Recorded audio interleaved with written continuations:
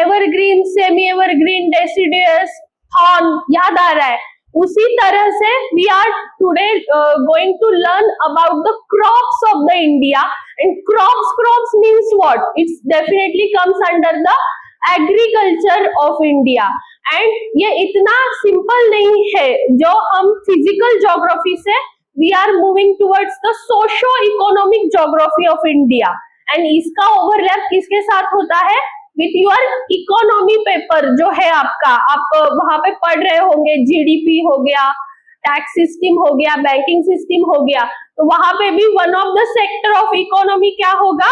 One of the sector of economy is a agriculture. So agriculture is a common link between the geography and the economy, and उसके साथ उसका impact होता है human factor या social economy, socio economic geography का भी वो component हो जाता है। Why? Because direct impact on the people, direct impact on the country. That's why it is the multi-dimensional aspect, multi-dimensional topic with many applications and overlaps. So first of all, we will come to the role of agriculture in Indian economy. Economy means what? हमारे देश की economy, economy you have started already subject as a subject. What is economy? Household we can learn. जैसे घर का एक budget होता है, घर का क्या होता है? घर हमारा जो house hold as a common unit, single unit consider करना, आपका घर है, उसमें क्या होता है? Some amount of the money will come, some amount of money will get spended, some amount you will save and some amount you will invest. So that all, and what are the factors from which you gain income. Income आप कहाँ से मिलाते हो? Agriculture है, service है, job है, कुछ business है छोटा मोटा, इससे आपका इनकम आता है. और एक्सपेंसेस, जिसके आपके स्कूल का बच्चों का फीस होगा, लाइट बिल होगा, इलेक्ट्रिसिटी बिल होगा, हाउस मेंटेनेंस होगा, हाउस रेंट होगा, एक्सपेंसेस, सब कुछ बच जाता है, जिसको आप क्या करते हो? सेव करते हो बैंक में, कुछ डिपॉजिट निकाल के रख देते हो. कोई इन्वेस्ट कर लेता है, इन्वेस्टमेंट के now there are so many investment avenues like the mutual fund and all. So कोई small amount of money they will invest in share market और द ये तुम्हारा जैसे घर का इकोनॉमी है. Like that there is a economy of the India where there will be total production and total expenses. In that there will be so many things which will be affecting on each other. The same way there are sectors of economy. One of the important sector is a agriculture. Agriculture is a sector on which about 70% of the rural households are dependent till now. That what means they are gaining their income, they are getting their employment directly or indirectly also from the agriculture. So whenever there will be any essay हो सकता है या broader answer हो सकता है, तो role of agriculture in Indian economy is very crucial. Nowadays service sector, industrial sector, these three sectors of economy, agriculture, industry and service sector. Service and industry, services in fact are in booming stage. They are rising, their growth is very fast in today's time, but still dependency is major on which sector? Agriculture. Still majority of the population is dependent on the agriculture. In fact rural household still dependent on the agriculture sector. So first point is the 70%. This is the some data. I will suggest you to remember it. I will suggest you to remember it because it will help you to enrich your answer somewhere in your essay or any broad question answer, right? So agriculture is a sector where there is a population engaged, is the 70% of the population is engaged, but employment to the grossly to the 58% of the population is getting employment, means half of the population of the country is getting employment. There are agriculture जो होता है, कोई owner होता है, is the मालिक, उस farm का man owner होता है. There are so many work related activities in agriculture where you require the help of labours जो होते हैं वो बहुत लगते हैं, because till date our agriculture is mechanised, it is not highly mechanised. आपने कभी कनाडा या ऐसे कोई यूएस कंट्रीज का कोई वीडियो देखा होगा, तो वहां पे दूर दूर तक फार्मलैंड्स पहले होते हैं, acres and acres of land together, and उनके पास right from cutting harvesting of the crop, उसका सिर्फ यहाँ से राइस विल बी कट हो जाता है, उधर से फाइन ग्रेन्स आपको मिल जाते हैं. तो इतना ज्यादा mechanised farming in the developed countries के पास है. But as we are very very human capital based in the country, हमारा जो population is very high, working population is also very high, so mechanisation करना है या नहीं करना है, ये भी क्वेश्चन है in front of us, in front of agriculture scientist, कि मैकेनाइजेशन करने जाओ पॉपुलेशन विल गेट अनएम्प्लॉयड, तो हम नहीं कर सकते. और दूसरा एक उसमें फैक्टर है कि हमारे यहाँ पे क्या होता है, land get divided among the brothers और among the ancestral land will get divided among their children. जितने भी बच्चे होंगे वो लैंड अभी 4 एकड़ होगी, तो हर एक every child will receive 1 acre of the land, so land will get fragmented. Under that scenario is there possible to bring heavy machinery, उसको इतना जनरेटर चाहिए, डीजल चाहिए, मेंटेनेंस कॉस्ट ही उसका लैक्स में होगा. That will not match the input output ratio. That's why mechanization of the Indian agriculture is not still done, and that another side of the story, it gives the employment to the 50% population of the India. इसीलिए agriculture sector का relevance is intact and वो रहेगा, it will be there. So whatever may changes will happen in technology, agriculture sector will remain its importance forever. Second is the world wide भी इसका second rank है in total production. जितना भी production होता है, wheat, rice, all grains, pulses together मिला के जो प्रोडक्शन होता है, India rank second in the production. मैंने हमारा जब फिजियोग्राफी चल रहा था तभी मैंने एक स्टेटमेंट कहा था कि we are very lucky to have diversified climatic regions in our country. उसी वजह से क्या होता है, we produce everything, we produce variety of the food grains in our country, जो कि सब देशों के लिए इतना लकी नहीं है. They don't have either of the resource lacking, and that's why they produce either wheat, either rice, major 2-3 crops and done, major 2-3 fruits types and done. But pomegranate हो गया, सब छोटे fruits हो गए, they only happen in India. So apple होगा north में, north in the Jammu Kashmir, pomegranate होगा in the center, south में you have banana, north east में you have banana, major food crops, fruit crops. तो इतनी सारी variety in only one scale you can have only in India. And उसके बाद ठीक है, वैरायटी मिल गई, you are lucky. But another thing is the production wise also we are good. Production wise we are good, इसका मतलब क्या, जो भी हो रहा है उसका प्रोडक्शन भी अच्छे से हो रहा है, बल्क में हो रहा है. And why it is possible? Because of climate. We have very good climate. Here we have the monsoonal type of the climate. We have the monsoonal rain. After that we have very good soil type also.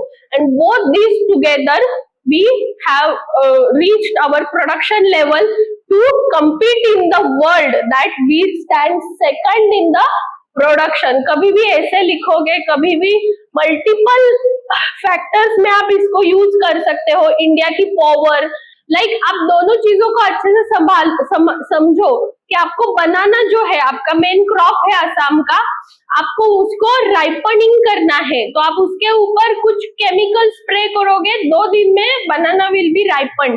लेकिन naturally उसको ripening करने में कितना time लगता है? You will take at least 1 week, some more days.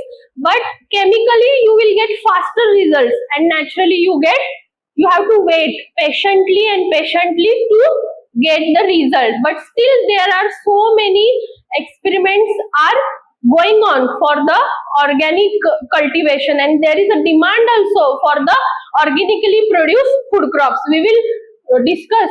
There are too many topics to discuss. We will discuss about them later.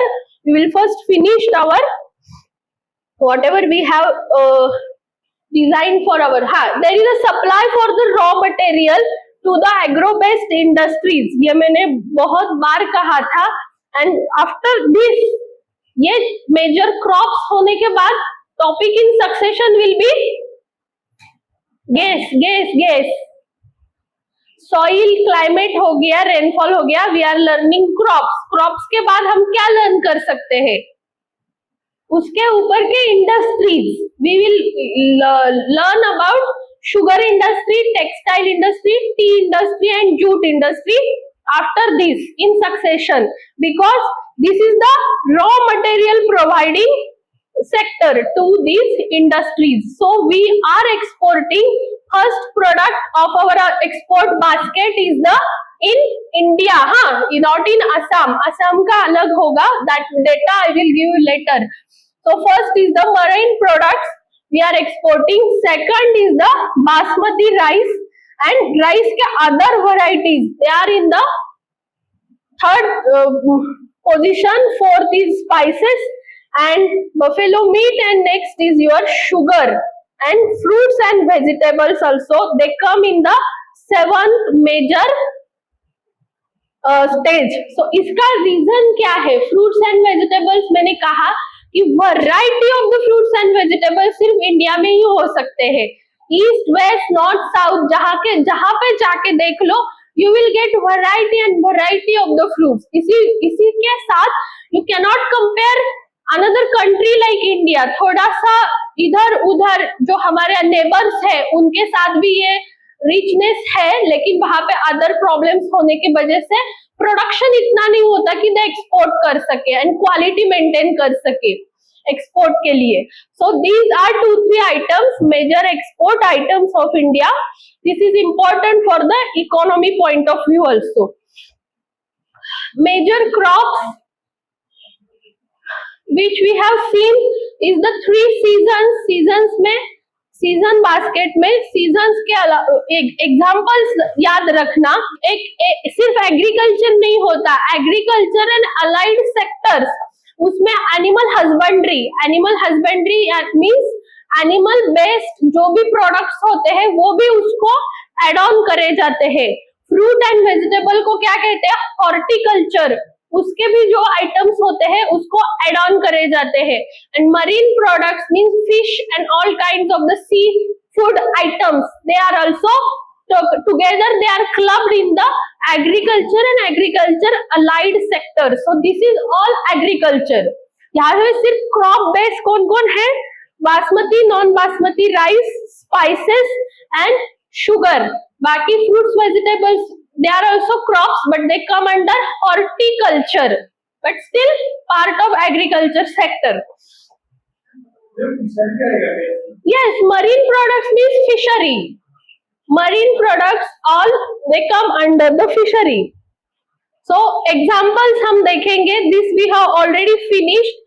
That monsoon crops को हम कहते हैं खरीफ crops. They grow during the season of July, October, and most important is the examples. Which among the following is a kharif crop? ऐसा simple question आता है, उसमें wheat दिया जाता है and then you confuse. So very well remember, wheat will only come under the Rabi crop, which is grown in the winter season, and all these remaining crops, इसमें कोई गड़बड़ी नहीं होती ज्यादा. So rice, maize, jowar, bajra, jowar and bajra, these are millets. Millets के तरफ हम आएंगे बाद में. Then your major cotton, groundnut, दाल में मूंग दाल, तूर दाल, ये all, and jute also. Jute, very important. Rice and jute, these are important crops for the Assam also. Rice and jute, these are the kharif crops. These are kharif season crops. And wheat and gram, gram एक important crop है.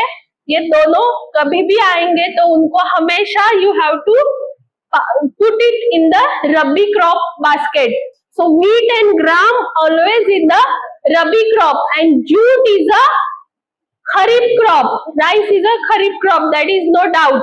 So 2, 3, 4 important crops, don't confuse.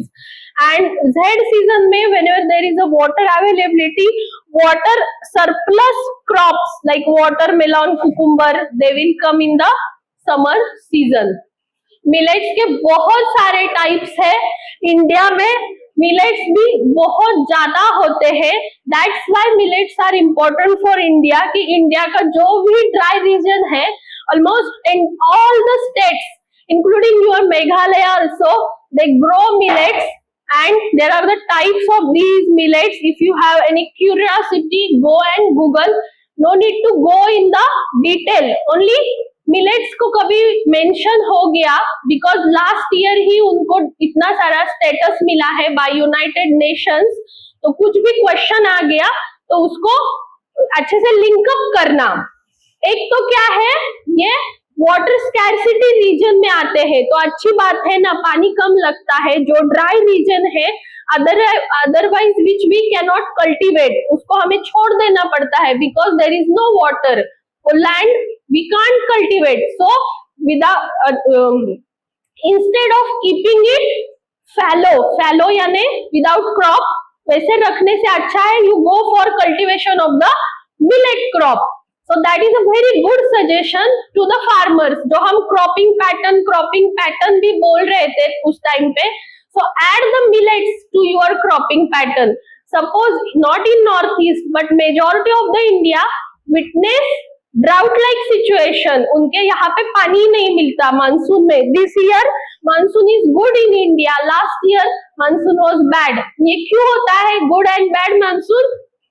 लानिना ENSO की वजह से होता है. There are so many other factors also but most important factor is the La Nina ENSO. So whenever there is a bad monsoon और थोड़ा सा पानी कम आ रहा है, स्कैरसिटी ऑफ वाटर है, rather than keeping your lands fallow या vacant, you go for cultivation of the millet crops because उसका पानी रिक्वायरमेंट कम है एंड दूसरी साइड में उसका nutritional value is very high, even higher than rice. कुछ studies में scientifically it has started proving they are better than rice also.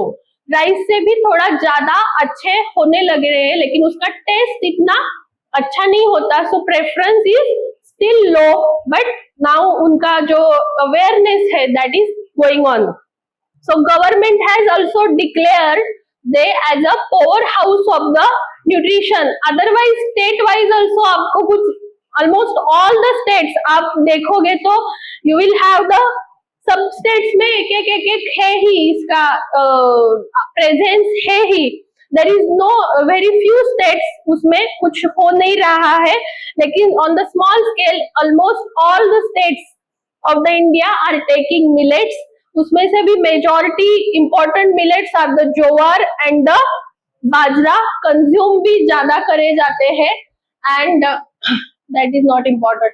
And these are the types of millet. जब भी millet ये शब्द आ जाएगा देन दे यू कैटेगोरिकली ये सारा चीजें मन में लाना, अदरवाइज इसके नाम वगैरह कुछ याद करने की कोई जरूरत नहीं है. मेघालय में क्या हो रहा है सिर्फ एक बार देख लेते हैं. A foxtail millet is in Meghalaya as it is a neighboring state to you. So Meghalaya में finger millet and foxtail millet ज्यादा हो रहा है. Otherwise north east as a total वहां पे ज्यादा प्रेजेंस ऑफ मिलेट कुछ दिखाई दे नहीं रहा है. लेकिन कभी भी कुछ डाइट ओरिएंटेड क्वेश्चन आ जाए, diet habits, obesity, diabetes, lifestyle diseases, food related diseases, ऐसा कोई भी क्वेश्चन दूर दूर तक आ जाता है तो उसमें आंसर में मिलेट को आप आराम से डाल सकते हो कि go for the diversification of the food, add the millet to your plate.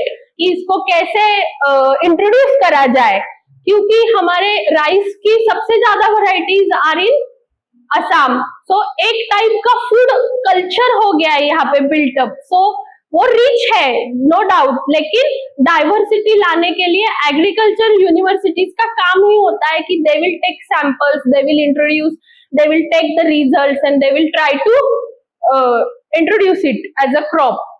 First is the food grains, almost all those which we refer every day, rice, wheat, maize, millet, pulses, oilseeds are the food grain. Then what are the commercial crops? Commercial crop, in that we have most important is our jute, tobacco and sugarcane and cotton also, जो bulk में produce करे जाते हैं and they are sold हो जाते हैं, उनका कोई कंजम्पशन के लिए कोई भी यूज नहीं होता है। और प्लांटेशन क्रॉप्स, तो वही जिसके ज्यादा बड़े बड़े स्टेट्स होते हैं, T state, coffee state, rubber state, so they are called as a plantation crop. Horticulture मैंने ऑलरेडी बताया, fruits and vegetables को they come under the category of the horticulture. So yearly sequence and special arrangement, मैंने कहा था कि इसका हमें planning करना है।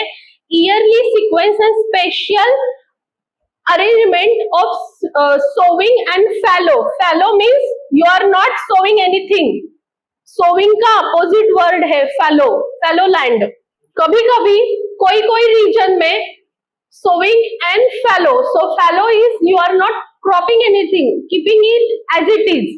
Sometimes जैसे हम leguminous crops के साथ उसको rotate कर रहे हैं, in the same manner उसे थोड़ा सा विदाउट क्रॉप छोड़ देते हैं, so that soil will get its original qualities, some sort of the उसका थोड़ा सा रिकवरी हो जाए। इसी वजह से फैलो भी उसको रखा जाता है विद इन 2-3 साल होने के बाद एक बार, या थोड़ा सा शॉर्ट सीजन के लिए फैलो रखा जा सकता है। सो जो प्लानिंग होता है इसे कहते हैं क्रॉपिंग पैटर्न। ऑब्वियसली आपका क्रॉपिंग पैटर्न आपको बनाना है, यू आर अ फार्मर, आपका जो भी लैंड एरिया है उसका क्रॉपिंग पैटर्न तुम्हें बनाना है। तो क्या सोचोगी, सीजन देखोगे, मार्केट में डिमांड क्या है देखोगे, टेम्परेचर क्या है, उसके बाकी के कंडीशंस क्या है, सॉइल टाइप क्या है, टेक्नोलॉजी क्या है, सबका सोच के you will decide that kharif season चल रहा है, पानी monsoon is good, I will go for the rice. कभी कभी फार्मर लगेगा कि नहीं मुझे राइस नहीं, यहाँ का मत सोचो, पूरे इंडिया का बता रहे हैं, कभी कभी they will go for the onion के प्राइसेस बढ़ रहे हैं तो they will cultivate the onion. तो जो भी है market fluctuations, climatic conditions and उसकी खुद की प्रिपेयर्डनेस करके ही will design a plan that is a cropping pattern, and वो करने से ही gets a benefit, he remains in benefit. जो फार्मर रॉ करता है that is a monoculture.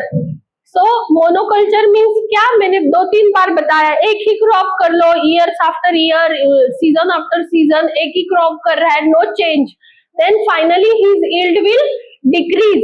Instead of that if he goes for the crop rotation he will see the 10 to 25% increase in the crop yield. बाकी है nutrition and all we have already scene.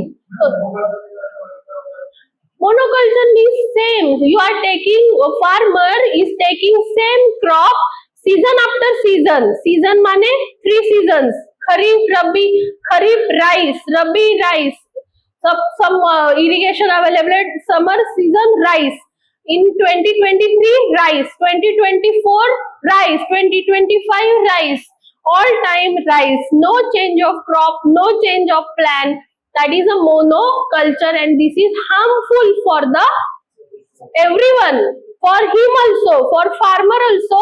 उसको समझ में नहीं आता है कि उसका yield जो है कम आ रहा है, उसको समझ में नहीं आता। लेकिन nowadays with the advancement of technology, everybody is getting knowledge and they are trying to bring the pulse crop, vegetable crop, all types of the experimentation they are doing with their farmland.